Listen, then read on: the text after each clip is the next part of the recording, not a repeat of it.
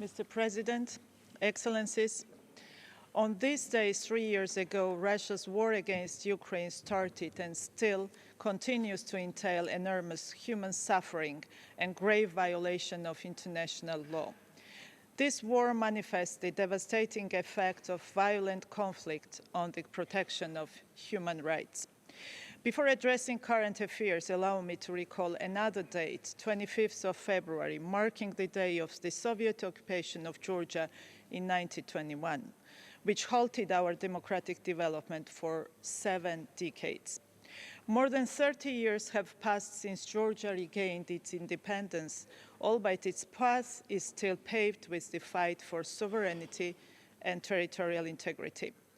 Our recent history time and again illustrates the crucial importance of peace and stability for further development. Excellencies, this Council is well aware of the security and humanitarian challenges that Georgia faces in the wake of the continued occupation of 2 Georgian regions, Abkhazia and Tkhinvali, by the Russian Federation. Ethnic cleansing, the brutal violations of fundamental human rights, torture and murder, hundreds of thousands of internally displaced persons are undivided attributes of illegal occupation, which in turn causes division and separation of society, leaving people in the most severe humanitarian conditions. Russia still refuses to fulfill its international obligations, notwithstanding ruling of the European Court of Human Rights and International Criminal Court confirming its responsibility for occupation and ongoing violation of human rights in both Georgian regions.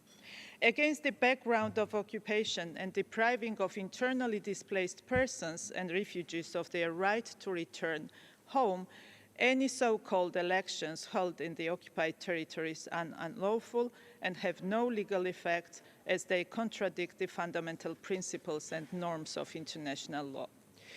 Georgia's annual HRC resolution on cooperation with Georgia continues to address the dire human rights situation on the ground and repeatedly demands unimpeded and immediate access of international human rights monitoring mechanisms to both occupied regions. Stemming from the above said, Georgia will retable the resolution again in September, and we count on your continuous support. Excellencies, the right to participate in public affairs is an essential element of democratic governance.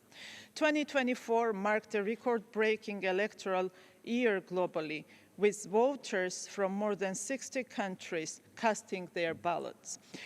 On October 26 last year, numerous international and local observers had an opportunity to witness 2 million Georgian citizens making their free political choice.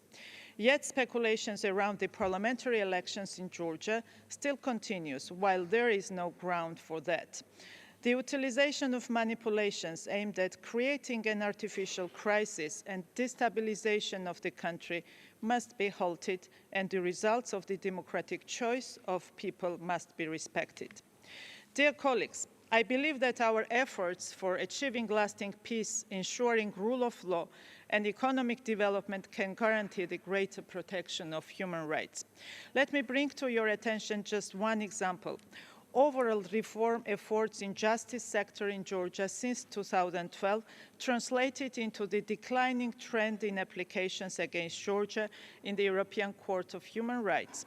3,045 cases filed against Georgia in 2011 compared to 175 applications under consideration by the court as of July 2024, marks a remarkable decrease as one of the lowest figures in the Georgian history as a member of the Council of Europe. Furthermore, for the past 10 years, Georgia has developed a positive track record of implementation of the court judgments.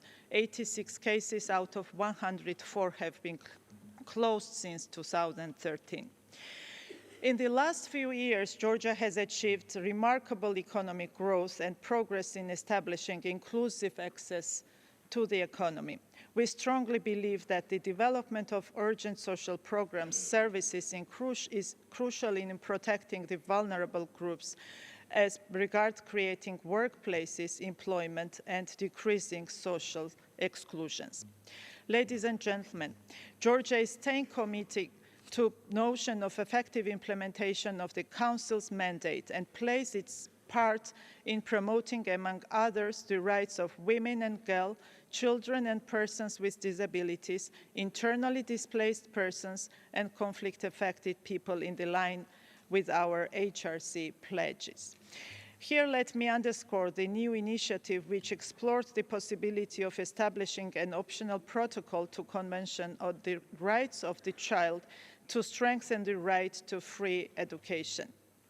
In this regard, Georgia was proud to co-sponsor resolution to establish a relevant intergovernmental working group.